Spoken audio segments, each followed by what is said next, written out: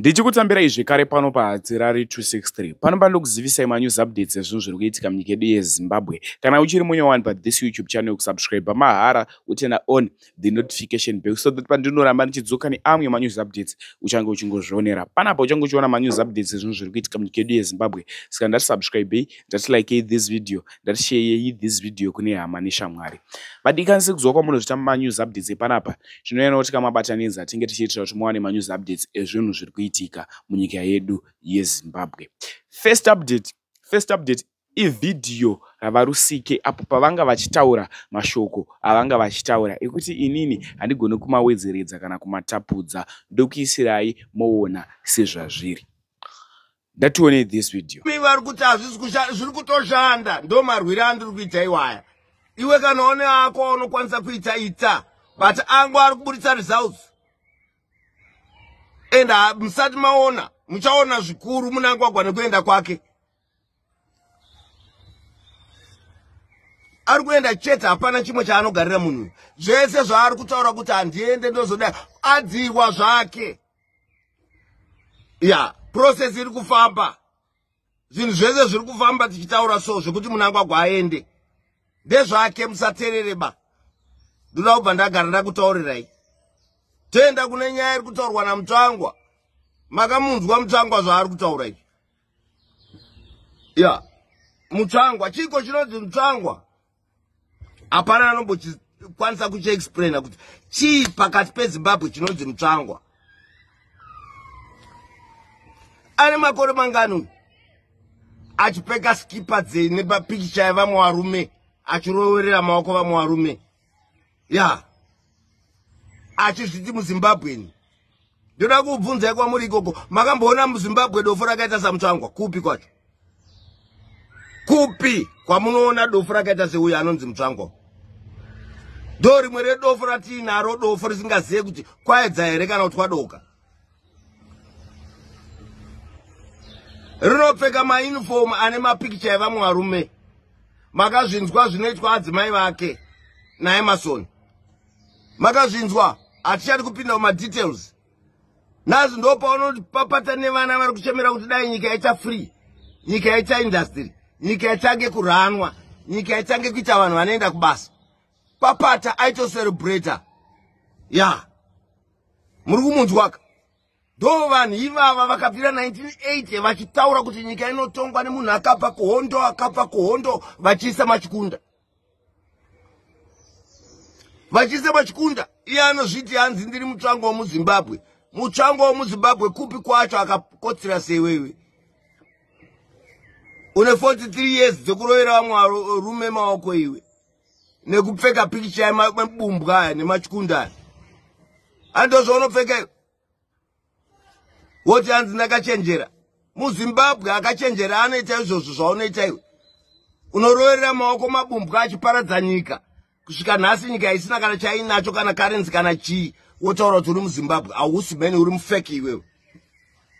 Ya, nemastatement ese uri kutaura zvese zvazvitaurwe nemuZimbabwe. MuZimbabwe anotaura kuti nyika yese vana vese vari muZimbabwe vese vaenjoy their country.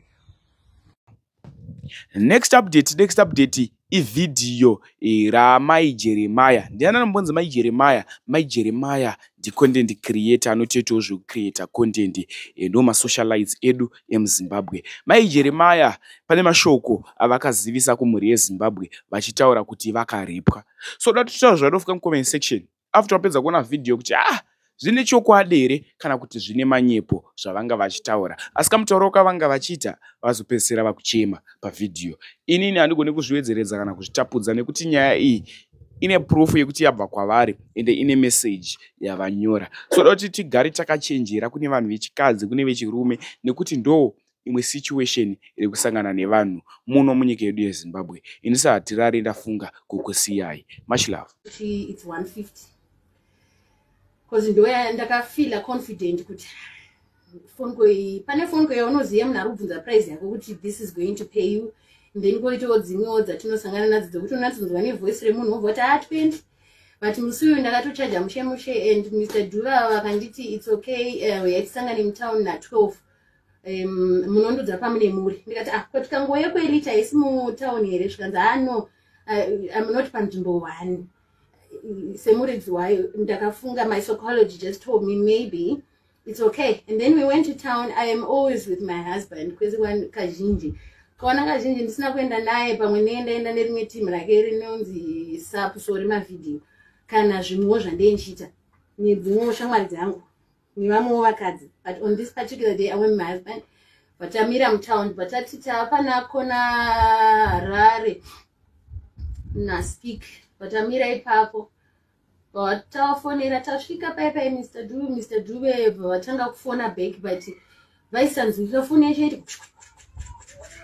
We tried to call this number. My husband's number ikambofona yangu ikafona. On that day tikasangana na Tiyo anza Tiyo events akauya akatimhoresa murume wangu akatori agitated wakati man right now. So I don't even remember if we spoke to Tiyo nicely, but we were under pressure and we were stressed. And then by the end of 2 hours number yanga isatopinde isisatodairike usatoifone patangoti atanyora ndikatodzoka kumba ndikasvikozvinyora paFacebook ndikati guys nhasi ndanyadziswa asi kana uriko naye Mr. Due mwari akuitire zvakanaka. That's what I posted. But I didn't say Mr. Due. I think I just said something close to guys I went to town today and I had a promise in mind and there was nothing. And on that day vana vangu vachangobva kuvhara zvikoro saka ndato overpromisa kumba ndikati amweni vangu vana vari kuuya inini handichazivi kuti ndaifanira kuzoita sei but tatorunga kuti ndofunga this month is going to start well. This month was the worst of my all months in my life. I started my skis 3 years ago. I always had strength. I was always going through a lot just like any other woman. Asi mwedzi wandabuda warwadza vana vangu mukundi by the day randinozoenda Wednesday 2 days there was no food in the house. It was so embarrassing that I couldn't tell anyone. I was blaming my husband. I was blaming everyone. I was blaming my relatives. And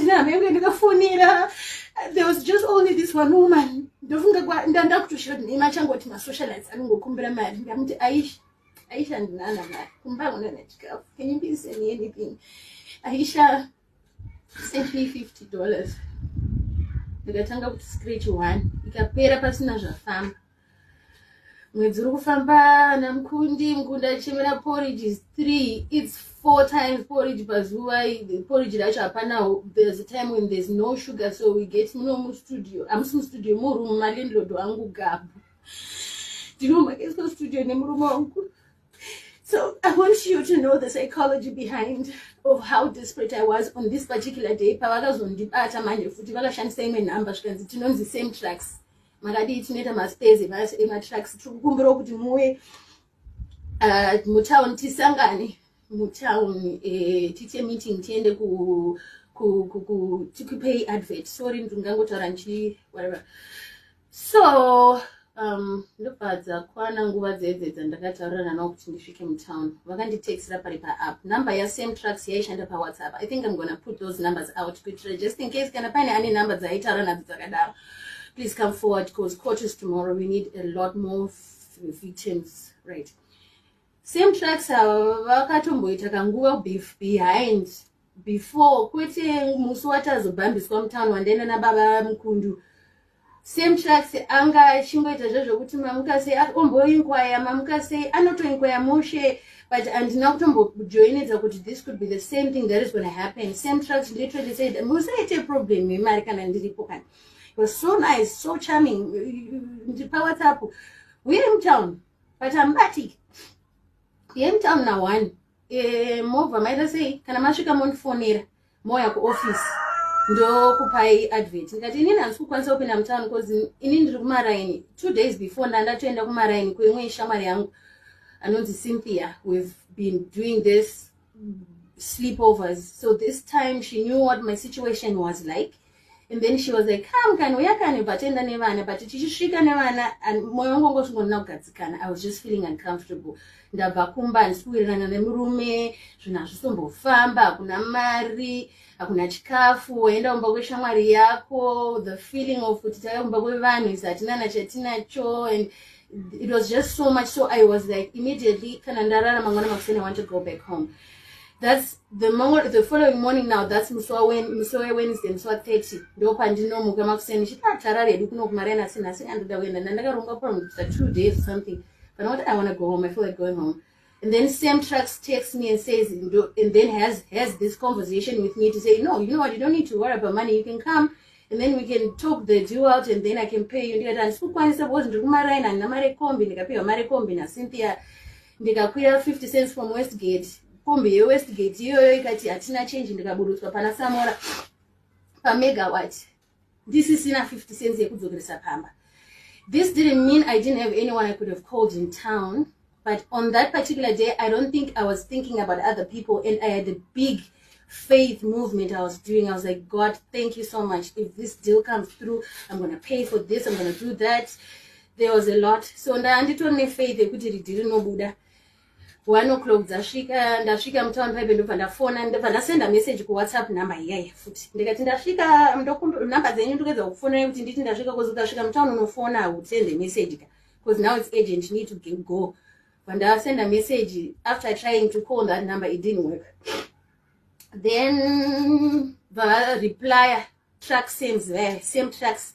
The reply ne phone number zvikanzi sorry handisi kutobatika kutodzima phone kusatobatika but driver wangu arimo mutown imomo ari kuita ma deliveries mufonere idzo number dzake dzo vandatumira number yasam 07 nice one yakanzi Martin Chiwenga number yakanzi Martin Chiwenga ndobva ndaifona ndobva ndafona number yeya no around 1 ikoko ndakamira pa megawatt 5 kana paine ari kurimemba kundiona ndakamira pa megawatt I think ndakataura ni murume aitengesa masouls ndikataura nemukadzi aita zvedina family amenesa zvemaheads tikatomira I was just trying to keep myself occupied kuti ndisafile pressure yekuti ndamiswa because munhu yakandimisa ndafona kuti makadii ndanziona same tracks moyo muchinditora tende kuoffice kunoita meeting yeskit zvikanzi enda zvichinzwa ndaudzwa kudhara but right now ndiri pane kwandiri ndichori on my way to town. He kept giving these excuses that made sense, that made me feel kuti no, it's going on well, it's just going too slow but it's gonna be okay. I kept doing my affirmations, guys. Kept saying everything is working out for me, everything is working out for me. That's what I kept saying until around 4. I still didn't give up. I tried this number again. Vazo Dershans right and I'm town. Sorry, Jane. I'm coming to pick you up, but pamakamira pane congestion. We mumire pa chat house. Mire pane chat house. Muna samoro kupanda famba nekuseri kune Crown Plaza mandanomira pa chat house pepe. Ndobva vauya mota svinu, mota GD6 isina maplates. Instead yekuti ndifunge kuti this is danger, ndakaita faith ndikati oh my God, this is probably a proper business. It can pay me.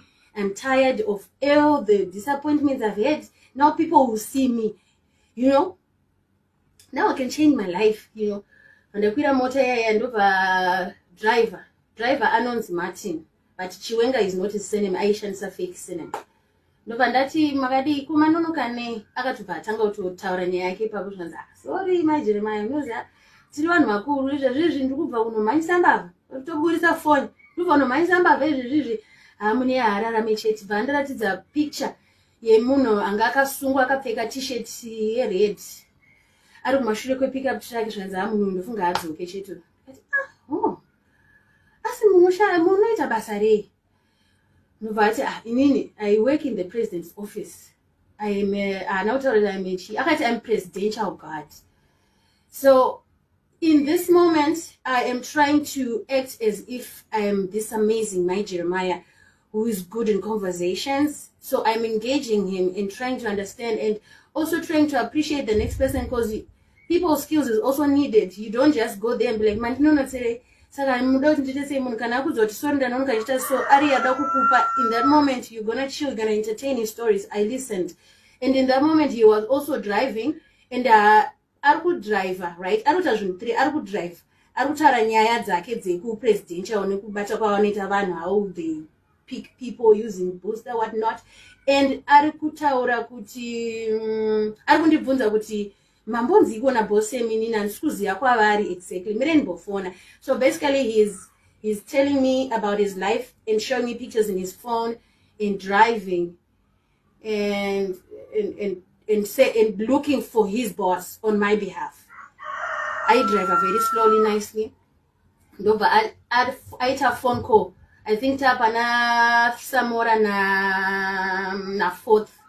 Ndobva aita phone call yake andazombobodha kuiterera kana kuti pamwe ndakutoinzwa anyway.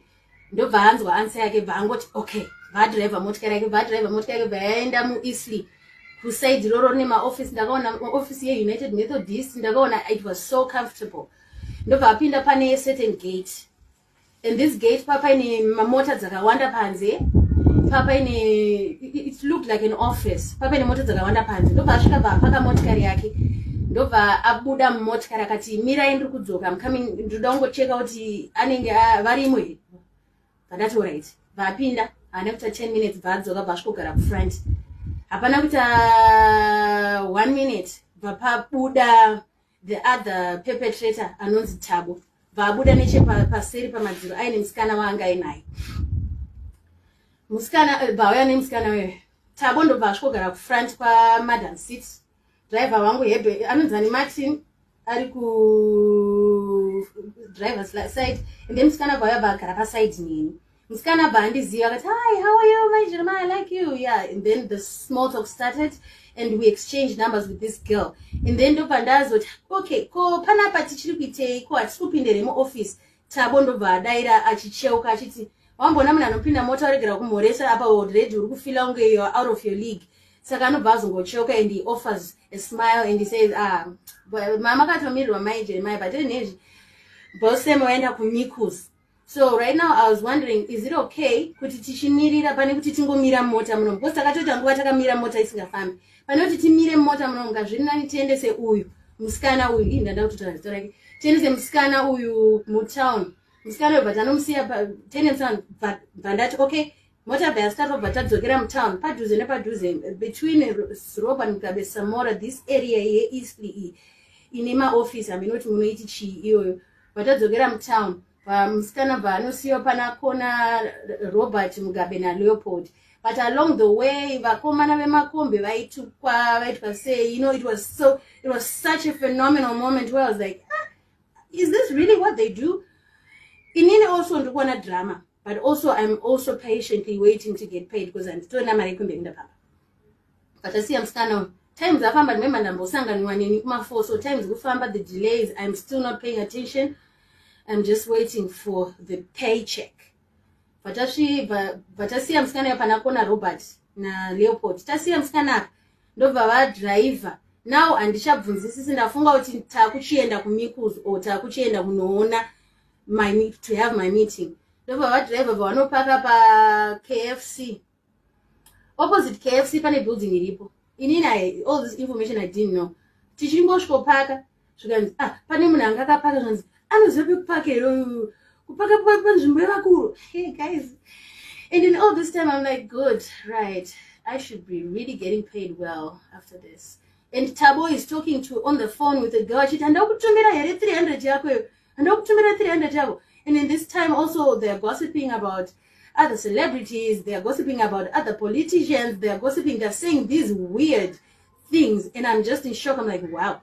Vakamira papa building yemune vapakira yako ndepa wakuru. Ndati asi ndepa wakuru andimboziye mfunge ndatoni makore chingofura namzvazi. Tarise manje mamota ine maplate. Ndikuto believe. In that moment vapaka mota. Andikuzoti apakire, but in that moment vapaka mota and ndikumbo intertwine nekuti idzi mota hadzina maplates. But takamirira boss wedu vari kuMikus, so it's understandable. In that moment panouya musikana anosvika pamota, vakapaka mota vakavhura mawindo. Indiri kumashure mota ine matins. Musikana uyu akazondiona later rekutaura neni, so she saw me akatoti, oh, mune munhu. Musikana uyu vauya pawindo. Tabo vatanga kuti, hey, do you want to F, you know? Vatanga kuti anoita small talk. So in that moment I felt like a very old woman hanging out with kids waiting for a job. And it was okay.